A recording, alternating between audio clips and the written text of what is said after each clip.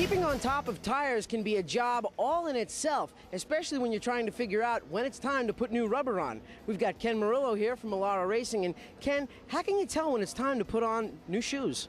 Well, with BFG, they've given us a good tire, a real good tire, and what they've given us here to work with is we've got our wear indicator marks here. The holes in the tire tells us the depth down to the core.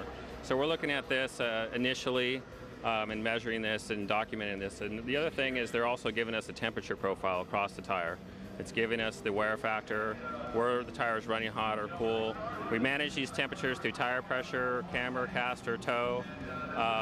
It's just an awesome tire. It's very, very durable. It's hard to run them down. They'll last longer than our race weekend. Now, these tires are the same each and every race because it's a spec series, but how do you get the maximum performance out of the car and the tire without wearing the tire out too quick? Performance-wise, the tire actually has a spring rate, and so what we're doing here is we're adjusting the tire pressure to adjust the spring rate in the car. That we're not allowed to change springs in the car, so we can do this through the tire, and the tire is really happy with this. But again, we got to watch the temperatures and take a look at things, but they're very tunable tires. They're very consistent. They've been really easy to work with so far. All the drivers are really happy with it. The lap times are dropping. We're under the lap record from last year. So we look forward to keep running.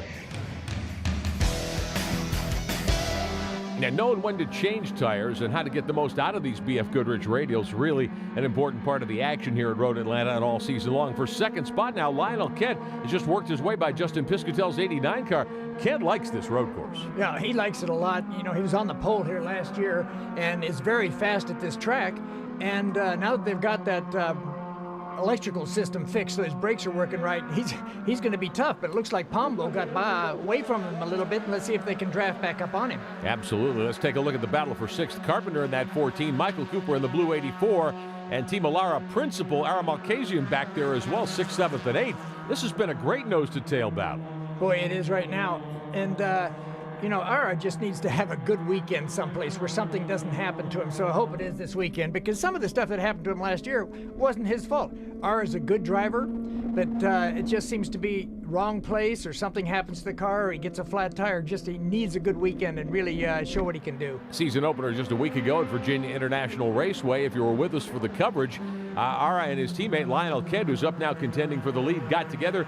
Kent had an ABS problem, went across the grass and torpedoed Ara in the passenger side door and quarter panel, ended his day before a lap was even complete. Yeah, it's not a good job taking out the boss. No. It just isn't the way you want to do it. And, you're taking out a teammate, but, it's one of those things. I talked to Ara about it, and he knew there was an issue with the car. They thought they could drive around it. But, without the ABS, the car just locks up wheels, and then you lose your steering, and you're just along for the ride. If you want to know more about this great racing series, go to the official series website, mx5cup.com. It'll give you all the details, schedule, information on how to get involved in racing. A lot of these drivers have started in what's called Spec Miata, a big part of the Mazda Speed Motorsports system. You can work your way up to pro racing here. You can start in Skip Barber competition, Skip Barber schools, where Mazda is the official car, and move your way up the ladder here. And a lot of the drivers in today's field have done exactly that. They have, and you can see that guys are driving right on the limit. They're actually going over the exit curbs into the dirt in a lot of places. But the cars are so compliant, they can run over these curbs and still be able to do it, which, by the way, is one of the issues that for a guy like John Morton, who's driven prototype cars, which you can't touch any of these curbs hardly because it upsets the car so badly. Now you've got to drive over all the curbs. As you see them coming down the S's, they'll come down and they'll hit this curb on the right coming up here and drive over the top of it to the grass, over the next curb, out over the exit on this next curb, and you can't do that in a prototype car, so it's really hard to get yourself to do it. You have to probably speak to yourself in the car and say, hey, I got to go this far. Absolutely, because you're going, I got to do this, because your body's telling you don't do it because it's going to upset the car, but you've got to make sure you do it because that's the fast way in these cars. All that muscle memory you've got to forego that you build up over all those seasons of racing.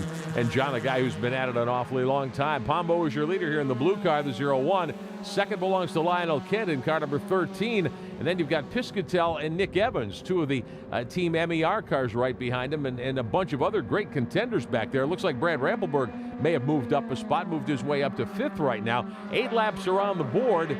Lionel Kent's bride on pit road with the fingers crossed hands clenched here. Lionel scored his first pro win in the MX5 Cup last fall at Virginia International Raceway. Wants to back it up with a victory in round number 2 here today of this new season. He says he's got a great car this weekend, and it's been working really well, even though he didn't qualify quite as well as he wanted to. That happens in the Mazda MX-5s, because the fact is that if you get the good draft, if you get a good lap, and it doesn't take much to just scrub off that little bit of speed to have your qualifying down. But then when you get in the race, now it's consistent times and how well you can do it lap after lap, and he's doing a good job at that. Watching Mark Carpenter there in the 14, running in 6th position. Second spot right behind him is the 84 car, Michael Cooper from Syosset, New York. Everybody's still chasing Matt Pombo up the hill through the S's here at Road Atlanta. They're not talking much about Matt Pombo right now, but he's just doing a heck of a job up front, not making mistakes, being very fast through the back. It looks like this time Kent's right on him for the first time. Christine Crane from the Pacific Northwest, the Pink Top Racing entry, the 39. Racing for the Cure. She has gone off the course. Let's take a look from her onboard here. It looks in turn 3, comes off, hits the curve on the other side. Oh, got a little behind in the steering there, and around it goes. Ooh. And caught the tires. Oh, that's terrible. Now the tire barrier is a soft wall there to keep you safe, but you can do some body damage as well. Christine able to restart the 39 at least. Meantime, Kent makes a great move to take the lead away from Pombo.